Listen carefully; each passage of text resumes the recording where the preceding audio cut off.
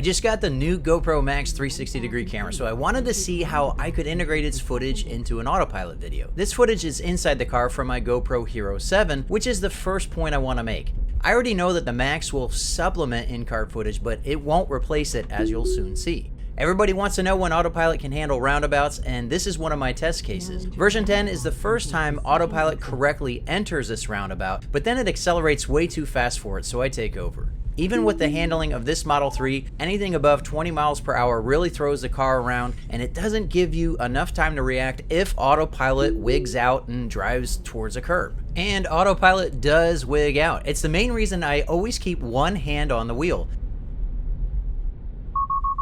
I've driven this stretch of road on Autopilot several times per week since we got this Model 3, and it never did that before. Yet this time around, Autopilot suddenly fails to recognize the lane lines, then attempts to steer out of the lane. Autopilot warned me to take over immediately, even before my steering input had a chance to kick it out of auto steer. At this point, I know people are going to quote the user manual and tell me Autopilot is only intended for highways, but you're fooling yourself if you believe Tesla isn't just saying that to cover their butts. They could easily geofence auto steer, but they don't, even though they know it's not so great at intersections like this one. The road curves through the intersection with no lane lines for guidance, so once again, auto steer jerks the wheel to the right to find its way. This time, it's my own steering input that knocked it out of auto steer with no real drama.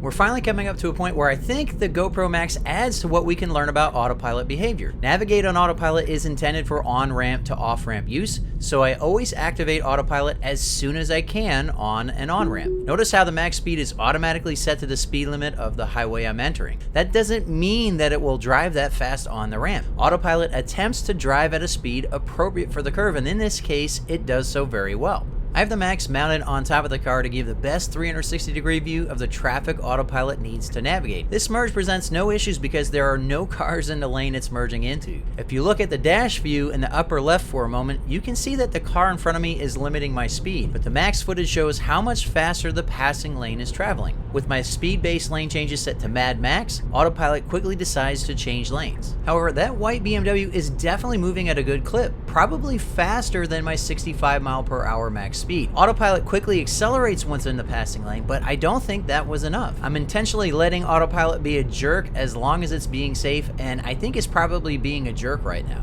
The slower car actually just took an exit, leaving room in the slow lane for Autopilot to get out of the way. It stays in the way for much too long.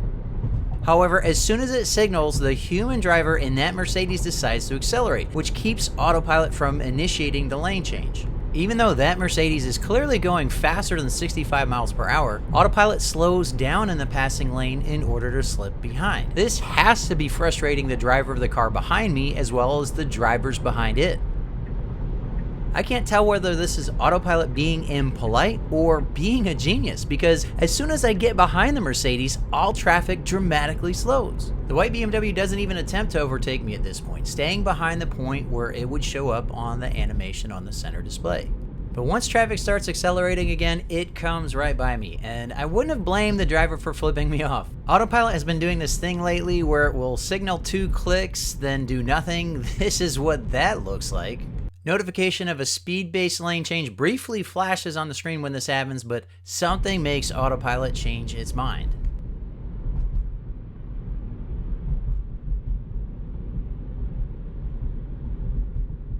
Navigate on Autopilot doesn't just have to merge from lane to lane, it also must allow other cars to merge, such as the case with this on-ramp here. This black pickup illegally merges early, but Autopilot still gives them room. What happens next, though, is definitely something I'll leave to your own judgment. A Subaru passes me with enough room to merge in front of me, but then slows down instead. She clearly wants to merge, and if I were driving, I would politely slow to let her. However, Autopilot is being a bit more adamant about where it wants her to go. It leaves her enough room in front, but does not slow down to fall behind her. She eventually accelerates, as she should have been doing all along, merging into the gap Autopilot preserved for her. Take exit 12B on the right toward US 15, US 501.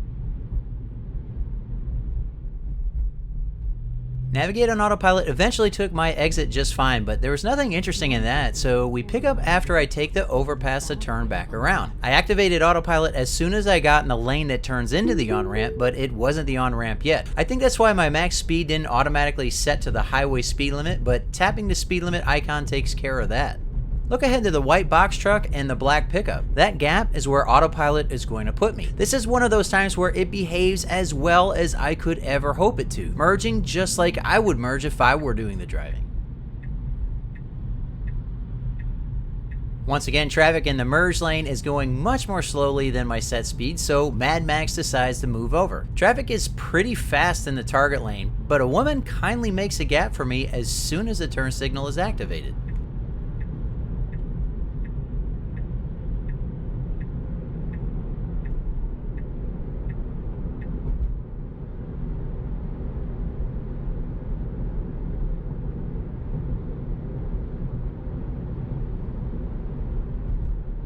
Also, once again, the slower vehicle takes an exit, leaving room for me to get back over, except this time, more slow traffic in that lane encourages Mad Max to stay put. I am passing traffic at quite a decent rate, but the cars in front of me are clearly going faster than my set speed. That means it's entirely possible Autopilot is being a jerk again, even though it's being safe. I edited all of the footage from the Max and GoPro's free player app to keep the most relevant view. Remember, the Max is recording an entire sphere from its perspective the entire time. What you can see is only about 1/6 of that. However, the free app makes tracking cars and pointing the view at gaps in the traffic super easy. I can certainly share the full spherical video so viewers can pan around to what they want to see, but there's no easy way to combine spherical and non-spherical video like I need to do, especially when layering one over the other as I'm doing with the Model 3's display. Keep your eye on this black Chevy crossover. It's going much more slowly than I am, making no effort to catch up to the car in front of it. Autopilot sees this as its chance to get out of the passing lane, but this lady decides that my turn signal is her signal to speed up. Autopilot makes about a quarter of the lane change before quickly reverting to my original lane. After seeing that, instead of making room for me, this driver decides to block me while chatting on the phone. Autopilot never dropped out of lane change mode, patiently signaling and waiting for her to get out of the way. Meanwhile, the traffic in front of me has long sped up past my max speed, making Autopilot a bit of a jerk again, despite the involvement of this self-absorbed driver. Looking ahead, I can see that both lanes of traffic slow down, but I guess in this case, Autopilot can only see the car slow right in front of me. With a solid white line and a section of tight construction, Autopilot decides to pass again. I can see a whole stack of cars coming up on my left. This just isn't a safe place to change lanes, so I cancel it by hitting the turn signal. Here's another time Autopilot drove like a rock star. It recognized that the Jeep on my right needed to merge, so it slowed down to let it. I wouldn't have driven any differently here, but I think the Jeep accelerating like it should have is what made the difference between this behavior and the way Autopilot treated the Subaru earlier in the video. Note that this is just plain Autopilot. I disabled Navigate on Autopilot temporarily because I don't want to take the exit it's about to dump me on. Instead, I wanted to see how Navigate on Autopilot handled the exchange from this highway to I-40, a notorious bottleneck with crazy drivers as you will soon see. Mad Max already wants me to get out of the lane that I need to be in order to get on I-40. It wants me to pass on the right with only 0.2 miles to go to the interchange. With cars flying by, it sits there with the signal on until it sees an opening. The reason traffic is backed up in this lane is because if you don't get in the lane early, you have to be pretty aggressive to find an opening once you're on the interchange. As a human driver with this knowledge, I would not leave this lane, but it will be a very long time before Tesla's Autopilot incorporates that kind of data into driving decisions. I personally do not like to drive this much faster than a car's only one dotted line over. It creates an unnecessary risk that one of them will pull out, not realizing how fast I'm coming up behind them. I tried to slow Autopilot's roll by changing the set speed, but the thumb wheel just wasn't fast enough, so I take over. I see a safe place to merge, so I take it manually rather than re-engaging Autopilot. Once back in the lane I should have stayed in all along, I put Autopilot on, but if it tried to pass on the right again, I wouldn't let it at this point. It actually stays right where I want it to be as the interchange becomes a bit of a mosh pit around me.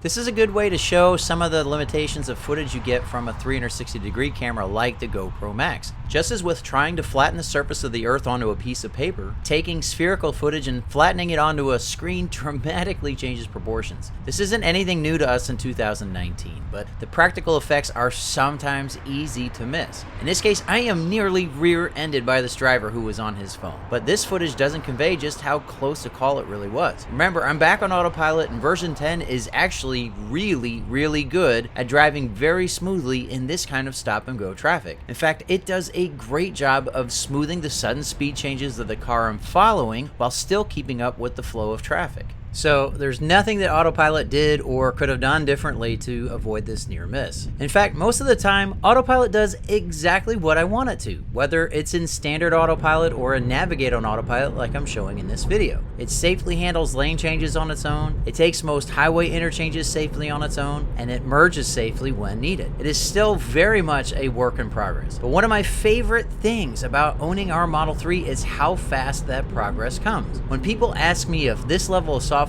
is worth the $7,000 Tesla now charges for it, I asked them if they would place any value in watching the future of driving right before them. That's why I'm glad we paid for full self-driving. It's not just the promise of what will come that I paid for. I paid for being a part of its development. I paid for the excitement of seeing the notification that there's new software to download. I paid for the enjoyment of seeing how the frequent updates change the behavior of the car. Which brings me back to the GoPro Max. If I didn't have this channel, if I didn't go out of my way to share videos where Autopilot succeeds and fails, I would not have any use for the Max. However, just making this first video with it, I see that it will be worth the $499 retail price I paid for it. Its feature set is well beyond what I've used so far, but even simply using its default settings, I feel that I can better convey the traffic that Autopilot is navigating. If you want to learn more about the new GoPro Max, be sure to check out the link in the video description. If you're looking to get a Tesla for yourself, be sure to use my referral link to get free supercharging. Full details about the Tesla Owners Referral Program can be found at the link itself. I really appreciate you watching The Tech of Tech, and I hope to see you next time.